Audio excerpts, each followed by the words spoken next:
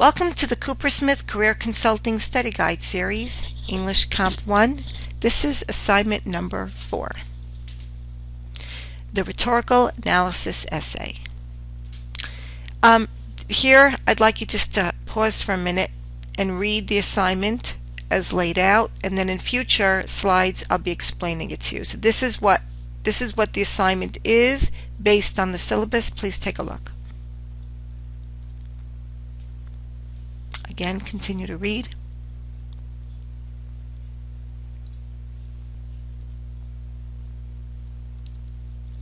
Understanding the assignment. Writing a rhetorical analysis essay.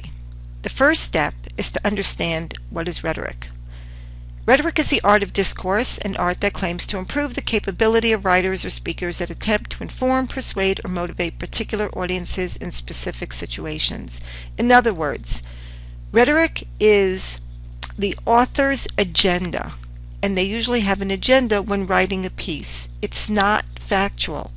They're, yes, true that they will inform you, but they want to inform you about with information that they want you to know, and not necessarily in all cases do they look at the subject from a broader picture. So it's kind of like, think of it as the kid who comes home from school and wants to inform the parent how is, when the parent asks, well, how was your day? Well, they'll inform you how their day was, but they may leave out that they were sent to the principal's office. So in terms of informing, very often they will leave things out, and that's what you as the audience have to determine whether or not there are things missing in that information. Sometimes they want to persuade you. They'll persuade you towards their agenda, and they'll try to motivate you to do something and take an action. How to find editorials. Check out sites like Fox News. There's a section for editorials, and you can really look. It's just all over the internet, different places. One of the things that's really important to understand is that in this assignment, it's very different than the last assignment, again, which was more factually based. This one is, the agenda of this essay is for you to take an opinion piece and for you to determine what the agenda was of the author. So that's where you're trying to do. Just because you read it or you hear it on the internet doesn't make it necessarily true. So it's kind of taking you as the audience and saying, just because I read this article and I read this person's opinion, I need to determine where that person was coming from. That's what this assignment is all about. And to understand that their credibility and trustworthiness. Follow the guidelines as laid out in the assignment. Remember that you are writing an analysis of the author's rhetoric, not the subject. And this is important. Ethos, pathos, logos, which is listed up here, is, and you can stop and read this, you're not responsible to memorize these words. But what we're asking you to do is, within your essay, tell us, well, can you trust the author? Pathos, does the author appeal to your emotions? Logos, where does the author use evidence and logic to support their agenda? Use these guidelines of ethos, pathos, and logos in order to write it out. It's not about the subject itself. It's about the technique of the writer that they used in order to write that opinion piece. That's what you're trying to break down, and that's what you're trying to understand. So ethos, pathos, logos, those vocabulary words, you don't have to know them, but what you do have to know is what they mean, and that's going to be included, trustworthiness and appealing and so on. Writing to analyze, textual analysis, focuses on the features of a text, not on the subject again, but the features of a text. Ask yourself, well, what is the subject? Identify it. What is the author's claim, or what are the main ideas that they're trying to put? What's the medium of the text? Is it a newspaper, a website, scholarly journal, a photograph, a short story? And where you get it from is extremely important. You can read a piece, some unknown piece that you just found on the internet or somewhere, or standing online at the checkout counter, open up No Name magazine, and somebody writes an opinion there. It's going to be very different whether it comes from there or in a scholarly journal or in a news outlet that has some credibility that's known amongst the masses. What appeals are used? What are the author's credentials? And how does he represent himself? What facts or evidence does he present? What values does he share with you and the rest of the audience? What emotions does he try to evoke? You can write, there's analysis and opinion pages all over the internet that says the Holocaust never happened. Or they'll say that 9/11 was the CIA's attempt to, go against the Arabs. People will write anything they want. This is a free country. And where you have that freedom of speech, you will have a lot of people who give out a whole lot of opinions. That doesn't necessarily make them true. But what you need to determine is, in your essay on that opinion piece, you need to look for the gaps where you'd say, this doesn't seem right to me, or this doesn't seem right to me. How is the text organized? What kind of style does the author use? Formal or informal? Satirical or humorous? Are there any metaphors used? Writing a rhetorical analysis. The components of rhetorical analysis. This is not what you're writing. What we're going to do now is break down what you are reading before you get to the writing. So you need to identify what is the author's purpose. What was the author's purpose when they wrote this particular article? Who is the audience? Who is the audience that the author was appealing to? MSNBC has a very different audience from Fox News. Are they liberal? Are they conservative? And the author is always going to write their opinion piece based on a set people that they've identified, a set audience that they're trying to appeal to. Who is the author of my text? What is their background? How did they know about the subject? Did they work in the subject, or are they just researching the subject? What is the background of my text?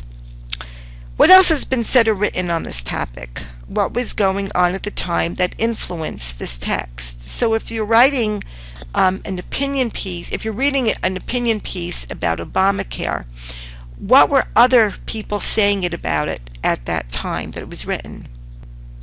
Which rhetorical appeals are used in my text? And let's go back to the slide that we did before, talking about the trustworthiness and the pathos, the ethos, and the logos, and whether or not there was evidence and what kind of emotion was brought in. How does the language and style contribute to the purpose? So are they trying to do this through humor? Are they doing it with sarcasm? Are they doing a formal language, informal? Explain that as well. Take a look at that before you explain. Just analyze. We're not ready to explain yet. Okay. Keys to rhetorical analysis. Now, this is going to start to move you towards your writing of your essay. Choose a text you care about. Don't pick a subject matter that you have absolutely no interest in. Pick a subject matter that you have some sort of background in, or something in politics that moves you in some way. Write a descriptive title. Give it that. Check your thesis. Make sure that you have a thesis statement. Interrogate the evidence, which is look closely at the evidence supporting the writer's claims. In other words, that's where you go in and you analyze the evidence that the author used, and then you tell the person that's the grader whether or not that evidence holds true. Are there gaps? Is there something that seems off to you when you're looking at their evidence and you say, I don't know, that doesn't sound true? And are they giving another opinion, another side? Examine underlying values, attitudes, and beliefs. When a writer or speaker neglects the audience's values, attitudes, and beliefs, the text is rarely persuasive. So if the person is writing an article, let's look at the different places where you might do it. In the Hamadiyya, and it's going to write, somebody's going to write an opinion article based on the people, the general population, which happens to be Orthodox, Jewish, and kosher, and writes an opinion piece about the benefits of eating pig. Well, that might not appeal to that certain audience because the opinion of that author there's a disconnect between the audience and the writer, and that needs to have come together. So you need to examine who the author is and the audience and see if there's a meeting of the minds and a connection between the two of them. Identify fallacies.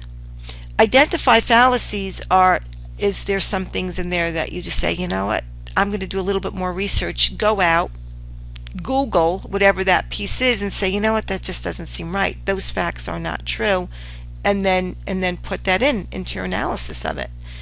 Identify relationships. Did the author bring in other opinions? Did they bring in based on the subject matter and other subjects and bring it into a larger context? Recognize complexity. What we want to do here is did the author take a simple subject or a subject that's not that simple but that's just maybe overused and bring it to a different level? Because if you're talking about something like Obamacare and everybody has an opinion on it, well, is the particular piece that you're bringing in something fresh or new, or is it just recycled over and over again, a recycled opinion?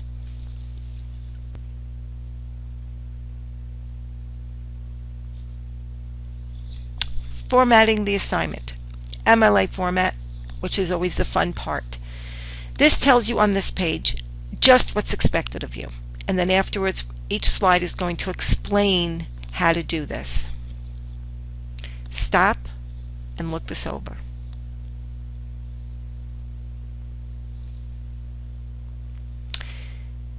For the MLA header, you need a header on every page. And here are the directions. Extremely clear. Stop and look it over.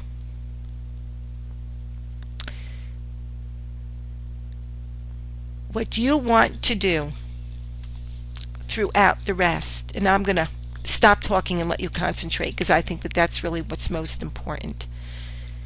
Use Microsoft Word. I'm going to give you a hint. Use Microsoft Word to help you with MLA. We show you exactly how to use it, and it's going to guide you through every step of the way. The next thing is for those of you, because everybody learns in a different way. Some of you will just learn by reading this, and some people will find that confusing. Some people will just go on and Google MLA heading and find instructions, and that will make them most comfortable. I do recommend, though, there are on YouTube some great tutorials, and inside here I have some listed, and you could just go into YouTube, and people have, and college professors have really broken it down. Go in there and get the instructions, and it's going to help you a great deal. So we're going to go through the next slides and let you do this on your own. Just read the instructions. We wrote it out for you as clearly as possible, but you have to read the instructions and take the time, which is why I'm going to stay quiet now and let you do your work. See you on the next assignment.